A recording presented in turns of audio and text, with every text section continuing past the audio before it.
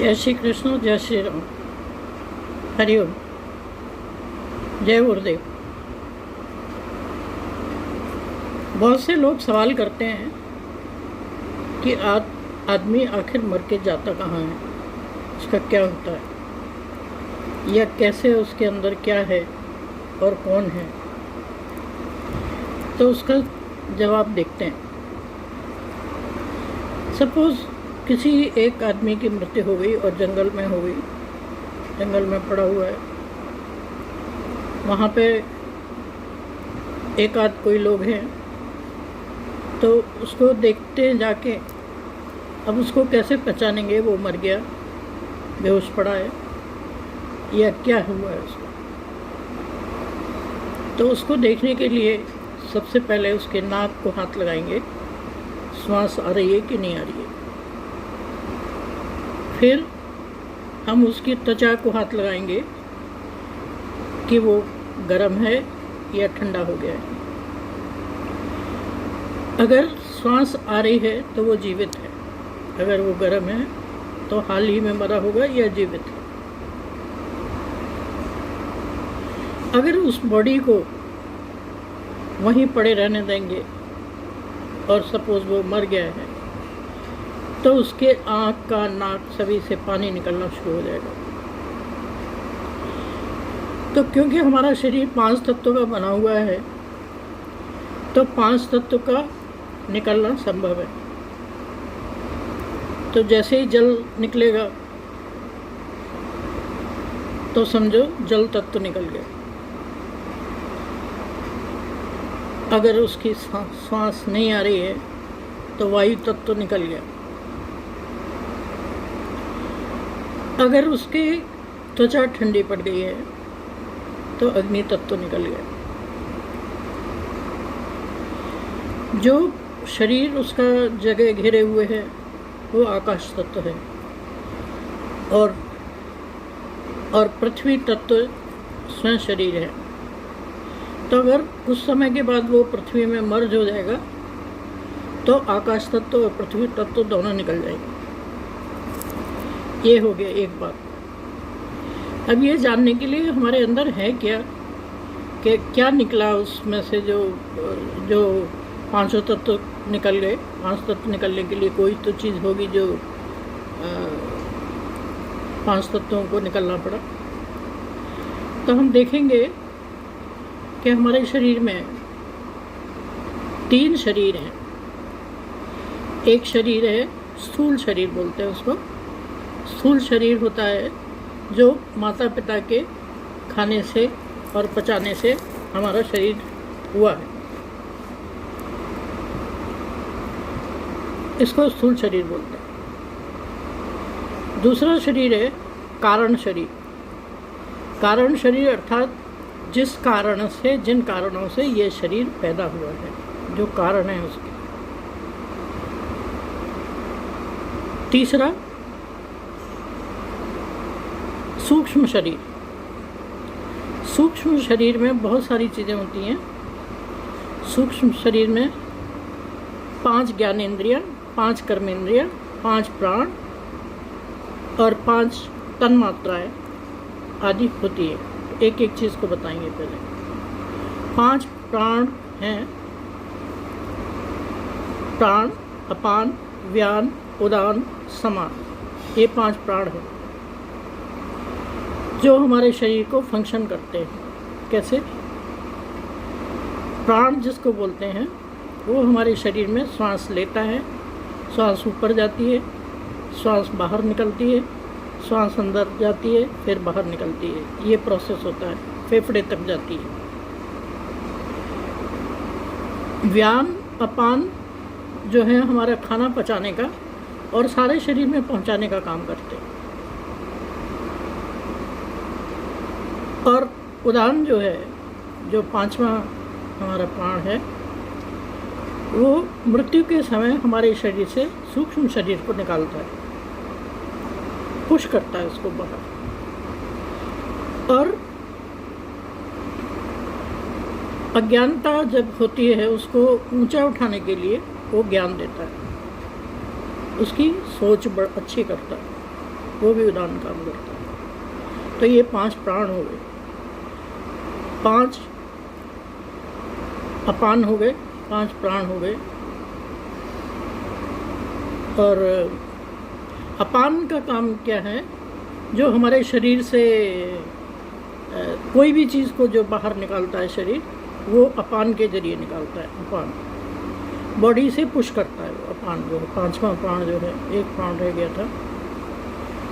तो वो कैसे? जैसे हम थूकते हैं या छींकते हैं या बच्चे पैदा होते हैं या और कोई ऐसी काम करते हैं फोर्सफुली जो बाहर निकालते हैं, तो उस समय वो जो फोर्स लगाते हैं उसको अपान वायु बोलते हैं।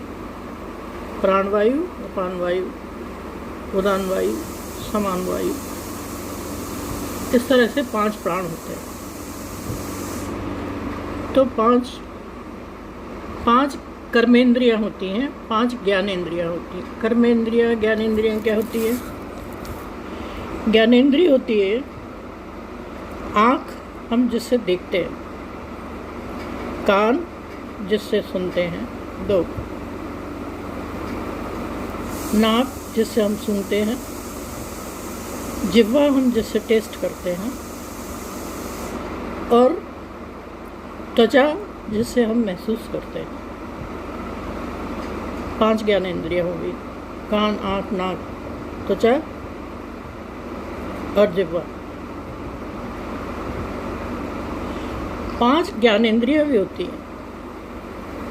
ज्ञानेंद्रियाँ होती है हमारे शरीर में जो ज्ञान, ये जो इंद्रियाँ भी बताई थी, ये ज्ञानेंद्रियाँ हैं और ये ज्ञान पाने का काम करती हैं। ज्ञान बाहर से ज्ञान लाती हैं, जैसे आंखें देख के लाती है, कान सुन के लाता है, आँख, नाक जो है सूंघ के लाती है। इस तरह से सारी ज्ञानेंद्रियाँ अपना अपना फंक्शन करती हैं। फिर कर्मेंद्रियाँ हैं। कर्मेंद्रियाँ अर्थात कर्म करने वाली इंद्रियाँ। ये ज्ञान पाने वाली इंद्रियाँ थी, अभी बताई। अब कर्म करने वाली इंद्रियाँ, ये भी 5 है। 5 कौन कौन सी हैं? जिह्वा, उसके 2 पोर्टफोलियो हैं, एक टेस्ट करने का काम करती है, एक बोलने का काम करती है। तो एक जिह्वा बोलने का काम करती है, हाथ काम करने का काम करते हैं, पैर चलने का काम करते हैं, और प्रजनन अंग अपना काम करते हैं, बच्चे पैदा करने का और दूसरे काम। और पांचवा है जो बाथरूम वगैरह करने की जो इंद्रियां हैं वो कहलाती हैं। तो ये 5 हमारी कर्मेंद्रियां हैं। तो 5 ज्ञानेंद्रियां हो गई, 5 कर्मेंद्रियां हो गई, 5 प्राण हो गए, और 5 तन्मात्राएं होती हैं।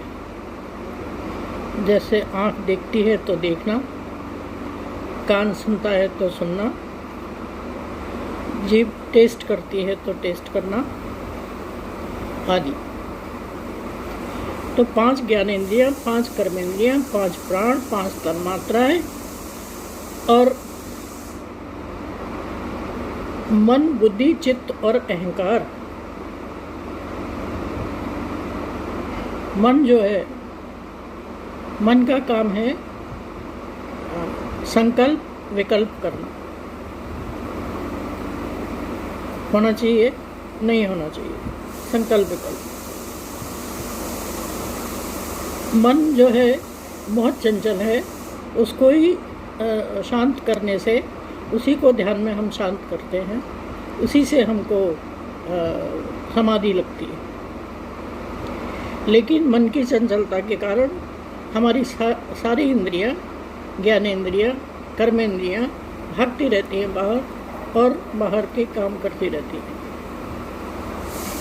इस तरह से ये काम करता है। फिर है बुद्धि। बुद्धि जो है, बुद्धि इंटेलेक्ट जिसको बोलते हैं, बुद्धि का काम है निश्चय करना क्या सही है क्या गलत है, ये सोचे बिना डिसीजन लेना कि ये ठीक है। इसमें गलत भी हो सकता है। आमतौर पर बुद्धि जो है सही फैसला करती है, लेकिन गलत भी फैसला हो सकता है। तो बुद्धि का काम है निर्णय लेना। अब क्या रह गया? चित्त रह गया। चित्त जो है हमारी स्टोरिंग पावर है। हमारे शरीर में चित्त जो है, जो हम सुनते हैं देखते हैं, बाहर हमारी जो ज्ञानेंद्रियाँ ज्ञान लाती हैं, वो सब उसमें स्टोर करती हैं। सारे कर्म हमारे उसमें स्टोर होते हैं। वही स्टोर करी हुई चित्त जो है हमारे अंदर होता है और हर समय स्टोर हो रहा होता है। एक तरह से आप कहें तो हमारे अंदर एक तरह से कैमरा फिटेड है, जो पूरे टाइम उसकी फ़ोटो ले रहा है, क्या कर रहे हैं, क्या सोच रहे हैं, क्या क्या करना चाहिए, क्या नहीं करना चाहिए। तो ये हमारे मन, बुद्धि और चित्त हो गए। फिर है अहंकार। अहंकार है अहम की भावना जिससे होती है। जो मनुष्य होता है, जो कहता है, उसको अगर पूछो तो आप कहो कि हाँ है, उसकी अस्तित्व को बताता है, अहम को बताता है, मैं हूँ, तो अस्तित्व को बताता है, और वो है अहंकार। इस तरह से हमारी 5 ज्ञानेंद्रियाँ, 5 कर्मेंद्रियाँ, 5 प्राण, 5 तन्मात्राएँ और 4 ये मन, बुद्धि, चित्त और अहंकार। तो हमारे कितने हो गए? 20 और 4 24। 24 के पैकेट को पूरे को मिला लो तो उसको बोलते हैं सूक्ष्म शरीर। मनुष्य का जब सूक्ष्म शरीर उदान द्वारा पुश किया जाता है तो सूक्ष्म शरीर निकलता है। स्थूल शरीर जो माँ बाप का खाए हुए अन्न से पैदा हुआ था, वो पृथ्वी पर ही, घर में ही, या जहाँ पर भी मौत होती है वहाँ रह जाता है। केवल सूक्ष्म शरीर निकलता है। तो इस तरह से इसको बोलते हैं। अच्छा, फिर इसके अलावा भी तो कोई होगा जो ये सब फंक्शन जिसके कारण हो रहे हैं, वो है आत्मा। तो हम जिसको मैं बोलते हैं, मैं का जिसको बोलते हैं, मैं, हम शरीर को मानते हैं, मैं शरीर नहीं है, मैं जो है आत्मा है। आत्मा को ही ओवर द पीरियड हम धीरे धीरे शरीर मानने लगे। आत्मा जो है रिफ्लेक्टेड कॉन्शसनेस है, reflected consciousness in our body is atma. So ये हमारा पूरा ये है। और मृत्यु के समय जैसे ही सूक्ष्म शरीर निकलता है, वैसे ही वायु निकल जाती है, प्राण निकल जाते हैं, जिसको कहते हैं प्राण निकल गए, वायु निकल जाती है, शरीर ठंडा पड़ जाता है, और जल और आकाश और पृथ्वी सब खत्म हो जाता है। क्योंकि पूरी बॉडी जो है पृथ्वी में मिल जाती है, चाहे जला के करें आप, चाहे कभी ना कभी तो वो मिट्टी में मिलती ही है, मिट्टी शरीर है वो। तो इस तरह से हम जो है, जो मरने के बाद कैसे जाते हैं, वो जो है इसका ये आंसर है कि क्या निकलता है शरीर से। शरीर से निकलता है सूक्ष्म शरीर। हरिओम। ये जानने के लिए मेरी कैसेट को सब्सक्राइब करें और उसका बटन दबाएं। हरिओम। जय श्री कृष्ण, जय श्री राम।